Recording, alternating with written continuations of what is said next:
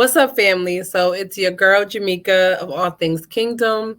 And I'm coming to you. First of all, I can hardly see because I don't have my glasses on, but the glare on my glasses and recording this was getting on my nerves. So I'd rather be blind and try to see versus seeing that glare on my glasses. But anyway, I want to come and talk to y'all really quick with this video that I got inspired to share when I saw one of my favorite shows. It's Love and Marriage of Huntsville, Alabama. I don't know if y'all have heard of it, but my girl, I love Melanie on the show. And Melanie has gone through many things. She's a boss lady. I mean, boss with a capital B, okay? And she has children. I think she has 4 children. She's married. They have a successful business, got a lot going on. And some things came up in this conversation on this episode that I wanted to touch on. And so if y'all could bear with me, I'm gonna play the clips for you. And then I'm gonna share some things that I got from it.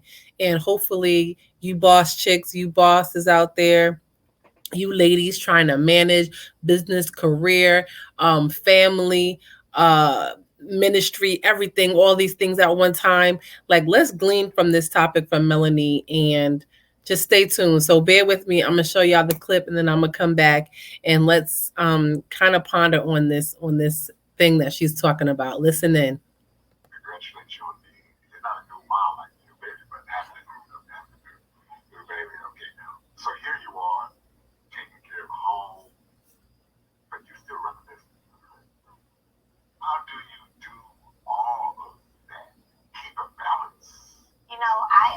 I don't really believe that there is a such thing as balance when it comes to all of those things. Okay.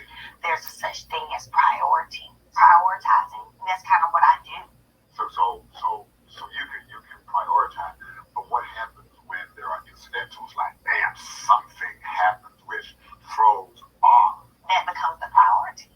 Like when my kids get sick, weave it in. We've got 50 things going on right now that we're trying to accomplish. And a newborn and 3 other children. That's not going to change. The kids ain't going nowhere, so that disruption is not going to go. Okay, so we're going to stop right there. This is my girl, Melanie. First of all, can you give it to her for her Ted Baker Bow shirt? Like that, that shirt is hot, okay? I love the shirt. She is fire. She is well put together. She is a boss. Like I said, she is a boss. She in her own right. She is married. She's going through many things with her husband, infidelity, all types of things going on. But she's sitting here talking to her therapist, and what she's talking about, he asked her, how are you managing all these things? And Melanie straight up told him, we just reprioritize. That you could tell it's like, this is the name of the game. Whatever is most important in that moment is what gets prioritized. And as she was saying that, I was like, I can relate to that, but I can also relate to the burnout of that. I can also relate to never feeling settled at any point because you're always waiting for the next priority, or you're always waiting for the next knee-jerk reaction or decision that you need to make. Girl, you're doing too much, okay? I don't know about anybody else, but I know I have felt that. And there's times when even the Lord in my situation as a believer will tell me, hold on, pump the brakes, like slow down, you're doing too much, okay? You juggling way more than you need to juggle. You're doing way more tasks than you need to. And actually you're running more tasks in your mind than you are capable of doing. And as this conversation progresses, you're going to see how this boss chick, this lady who is on camera, very well put together. She's very well spoken. She's very well educated. She has experience. She has results. She's a very results driven person. Her children always seem to be well kept. The hair always done. They always seem like it's a reality show, but it looks like her reality is pretty in order. But you'll start seeing how this thing about to uncrumble in a little bit when we think that just to continually reprioritize is the solution. Okay, follow me, y'all. Stay with me. Stay with me, y'all. Let me play this next clip for y'all so y'all can see what I'm talking about. Here we go. Well, fortunately right now we don't have any just many unresolved issues with just me and Martell. I would say our issue right now is the fact that I'm doing a lot. As my husband likes to say, that I ain't operating at 100% on anything because I'm doing so much. And I don't think about it. Can y'all hear that? Okay, so wait, I don't even think y'all can see my homegirl. Let me bring her on screen for y'all because I don't think y'all were able to see her. Here we go. Listen in, y'all. Y'all ready? Here it goes. Well, fortunately, right now we don't have any just many unresolved issues with just me and Martell. I would say our issue right now is the fact that I'm doing a lot. As my husband likes to say, that I ain't operating at 100% on anything because I'm doing so much. And I don't think about it. I just do. That's it. How you get to be like that? Listen.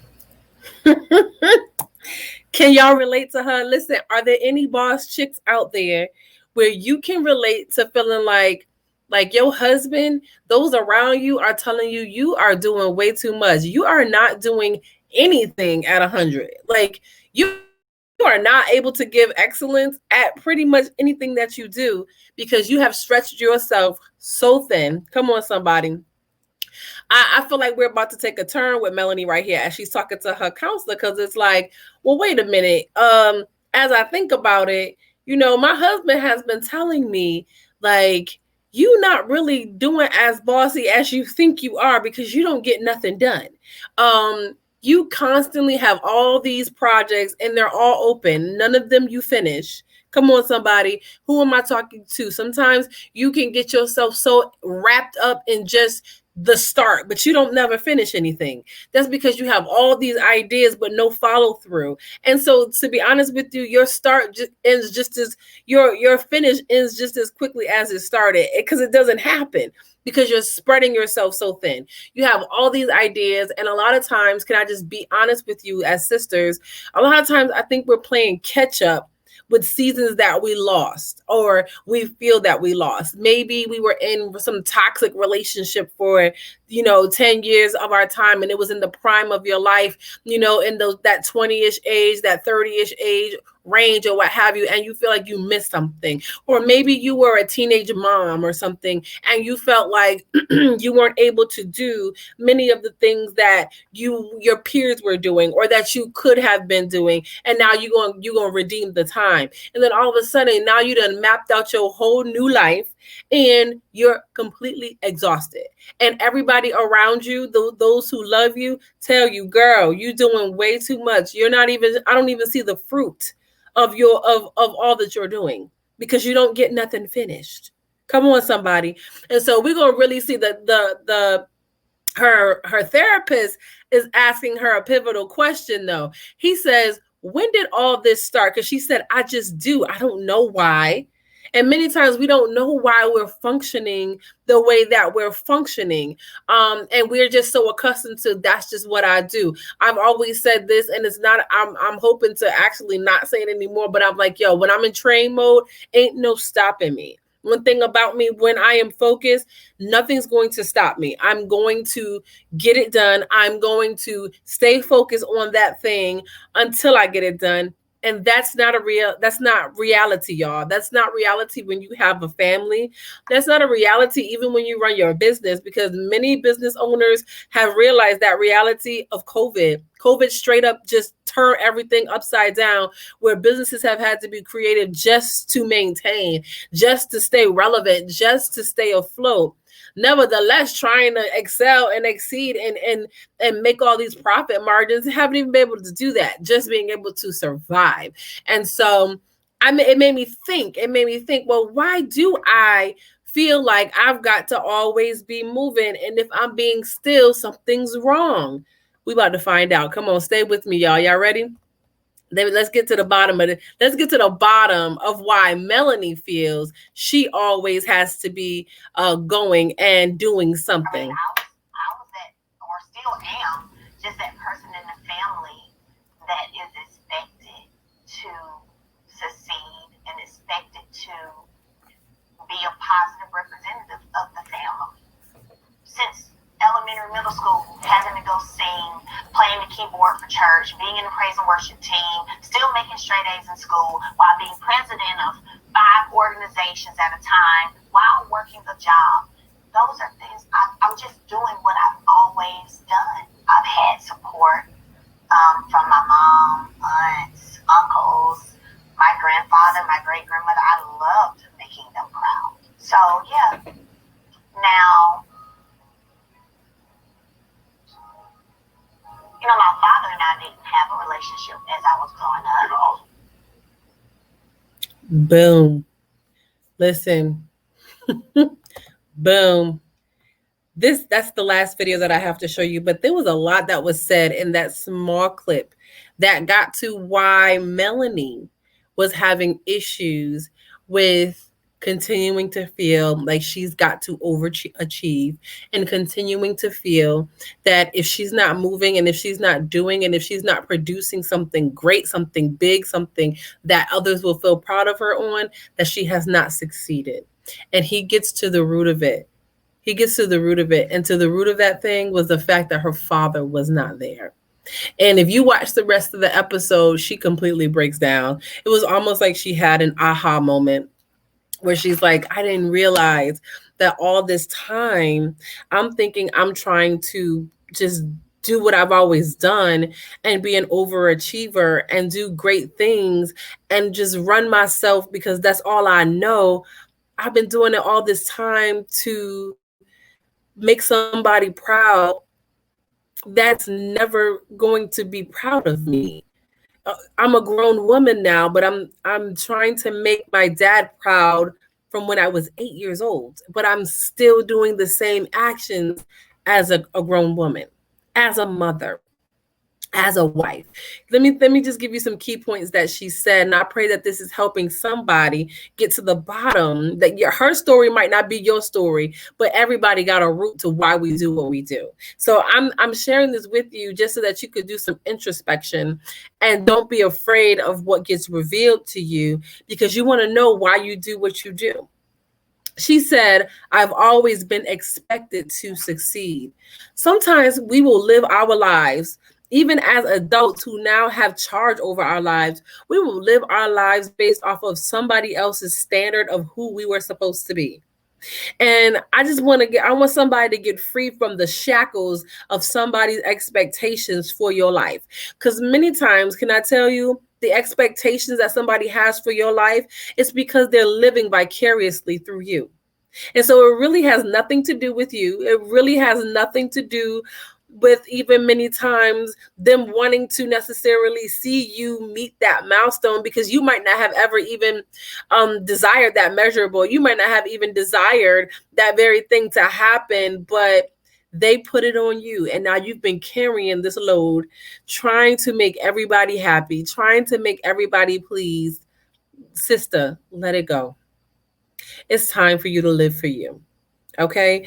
And the other thing I want to share that she mentioned, she said she's always been this way. She's just doing what she's been doing. She gave examples from when she was in middle school and high school, and she had 2 jobs and was on 5 different debates and programs and teams in school. And she was doing all this stuff in the church. You about to run yourself raggedy, sister. You running does not equate to your value. I pray I'm helping somebody, because listen, I'm telling myself, because sometimes, can I be honest? I can stay in that train mode for a very long time before I realize I'm about to burn out. And by the time I realize I'm about to burn out, I have completely isolated myself emotionally, connectively with those who are most important to me, because I'm in train mode. I might answer you, but I'm not present. That's a dangerous place to remain. Okay. And so just because you're always moving, that does not equate to your value. Just because you're always needed does not equate to your value. You have to know how valuable you are in yourself, because what Melanie just described, she's like, I don't know why I've always had to be this way. And in her situation, it was because she was always hoping that one day her father was going to see her greatness and come around. And that wasn't the case. Her father didn't leave because she wasn't great. That's what the enemy will do. He will trap sometimes, even from your youth. He will trap some ideas and make you try to achieve something that you will never be able to achieve, and you will run yourself raggedy trying to. You will never be able to achieve the attention of somebody that made a decision to not be in your life. It was not because they didn't leave you because you weren't valuable, because you weren't beautiful, because you weren't the one they wanted. They left because of them. And so if you spend your whole rest of your life trying to, even if it's unconsciously, right? Even if it's something that's happening because of a stronghold or a hurt that's in your heart, you don't even realize, why am I running on this rat wheel? The last thing I wanted to share, she said, I wanted to make them proud. Sis, you doing great. You are, listen, I wish I could tell Melanie myself, girl, you are doing amazing. Your children, just the fact that your children have the faculty of their limbs, and they got their teeth, they got their eyes, they got their hands. Listen, your husband, he made some mistakes, but he's there. Hello, somebody. Y'all working through some things. You just had a baby. Your baby ain't even 2 months old. Girl, you're doing good.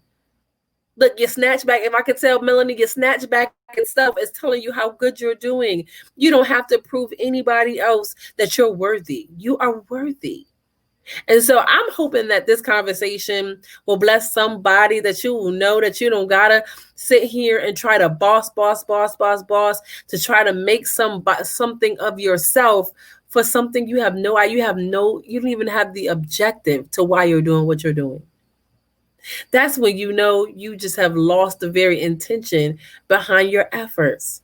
And so I pray that somebody will hear this video, somebody will catch this. Go watch the whole thing. I'll have to put in the caption what episode it is, but this episode blessed me because I'm like, this woman always looks so fierce and up to the part, and she's always on point. Listen, when it comes to them projects, she be on point. She know who to call, when to call. She know the deadline. She know the budget. She know the numbers, but she's hurting inside. That right there, the fact that she's hurting inside, is enough for me to say, halt this train and let's start doing some soul searching. Let's start doing some healing. Let's start doing some spiritual cleansing. Let's start doing, when I say spiritual cleansing, I mean, let's let the Holy Spirit, the Spirit of God, start working on these areas of your heart that are really holding you back, even though you're physically moving. I love you guys. I pray that it has blessed you. But these are some things I just get from regular day-to-day living, where I'm like, yeah, that makes sense. And yeah, it's time to do some digging. Doing some digging on where did this go wrong? How did you get up in here to distort my thoughts of my worthiness? Period. And then I'm going to do something about it, because God will help me, right? So I love you guys. God bless you. This is All Things Kingdom by Jermika. Stay tuned. Listen, we got some announcements coming up, some great things that God is doing in the midst of our ministry. When I say our ministry, my husband and I, Elder Drew Coss, Dr. Drew Coss, Coach Drew Coss, we have some great things that God is doing within us. So stay tuned. Connect with him at Druism Transformation Lab. I believe his website is druismtraining.com. Connect with me at All Things Kingdom by Jermika.org, and let's get connected. I love you guys. God bless.